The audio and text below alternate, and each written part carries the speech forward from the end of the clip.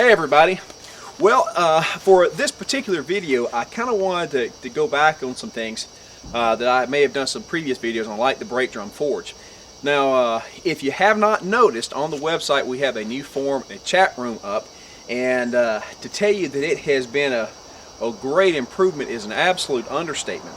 There's been so much activity on the site. We've only been up for about a week, and we've got so many good questions. We've got a lot of really good good topics going by, so if you hadn't been by, go by and check it out.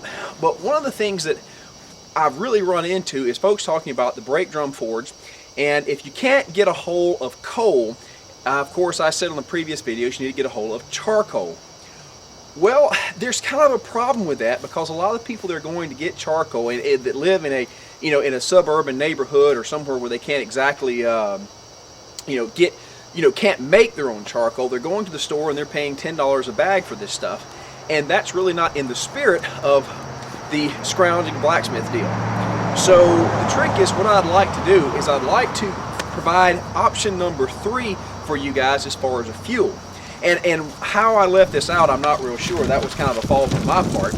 But I want to tell you that yes, you can in fact use regular raw wood, but there's a couple of tricks and a couple of things you need to modify on your forge in order to be able to do this. So let's take a quick look at how you need to modify your forge. This, guys, is my portable forge. You may or may not have seen it before, but I want to show a couple things to you. And I apologize for the wind. It's kind of cold down here. This really is nothing more than a brake drum forge with a table. You can see the air piping here, which is run by a hand crank blower there.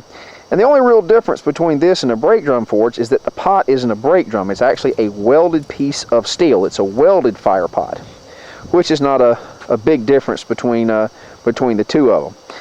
Now, if you look around here, you can see that there is a sheet metal table outside around it, and that's really critical. Now, with the standard brake drum forge, of course, you don't have that, and it really limits the amount of fuel that you can have in that bad boy.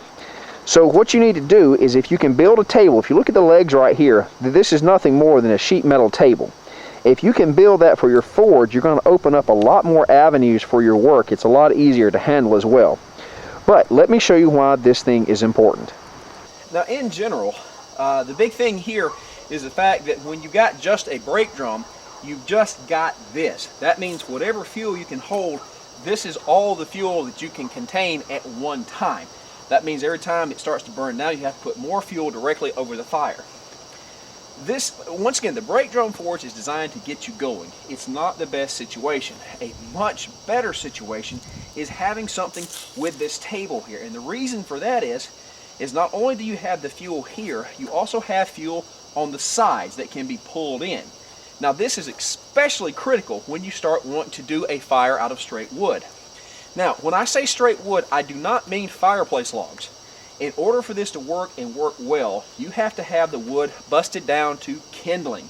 Now, let me define kindling for you. Nothing over an inch thick. In fact, 1/2 inch or 3/4 is much preferable.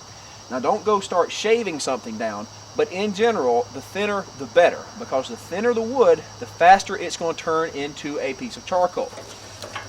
Now, all this size wood here that you can pick up out in the forest is perfect size. Pieces like that is good stuff. You can fuel an entire fire on this stuff. You're going to need a quantity of it, don't get me wrong, because this is going to burn down into charcoal. You're probably going to lose anywhere from 50 to 60% of the volume of this as it burns down into the charcoal. But if you want to bust wood, that's fine as well. Just make sure that it's split up very fine. So let me show you what we mean. I'm going to get a fire started in this guy. I'm going to get it burning and show you how it starts cooking down. Now, if you can see here, the smoke will clear out for you. You can see that I built basically the fire using nothing but a couple of branches and a couple of split pieces of pine. Once again, all of this is under an inch thick. In fact, I don't think I have anything in here that's really over 1/2 inch. But this is how the fire is going to get started. So I'm basically going to let it burn for a few minutes, and you're going to be able to see exactly how it cooks down into the charcoal. Okay, it's about 5 minutes later, and I've been kind of putting the air to it, but as you can see, a lot of the wood is now burning down. And let's see, if you look right up under here, you can actually see the coals that are in the fire pot that are being formed, and it's starting to look like a regular fire. So I tell you what I'm going to do. I'm going to go over here and I'm actually going to pick it up a little bit so that you can actually see the coals being formed. Move this around.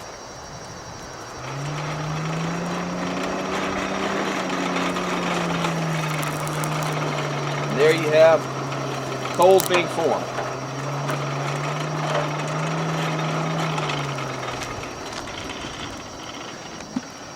That right there is what you want. You can see that it's coaling down into the charcoals, and that is what you can use to forge. Now, as you notice, that pile has really kind of burned down, and you're going to have to feed this guy pretty constantly. And once again, the thinner the wood that you pack in there, the faster you're going to get good forging coals. And if you look, even that is really not enough wood. This thing needs to be packed in so that the entire deal is burning while you're working. It is actually cooling down while you're doing the work. Now, it's going to take a lot getting used to, but it's worth the effort. It is in fact a little more aggravating to do it this way, but if you're in a suburb or whatnot, I mean, if you can get away with the barbecue grill, you can get away with this, and it's not expensive. A trip through the local woods or the local park will provide you with a lot of fuel. If you have a lot more time than you do money, there's your solution for fuel. Now, once again, it is going to take a bit of getting used to, because it's not going to be a situation like with coal or charcoal that you just throw it in the pot and all of a sudden you're done, you know, yay rah. It's going to take time to burn it down, but it will teach you a little something about the way the fire behaves, and that's a good thing. So guys, there it is. That's our video for YouTube this week. Let me remind everybody that we have all new cool stuff on the website, including forums. So all of you guys that have been watching on YouTube, if you have questions that you would really like to ask, we now have forums for you to ask them in. And so come on by, see what we're doing. Outside of that, guys, I'll catch you on the next video.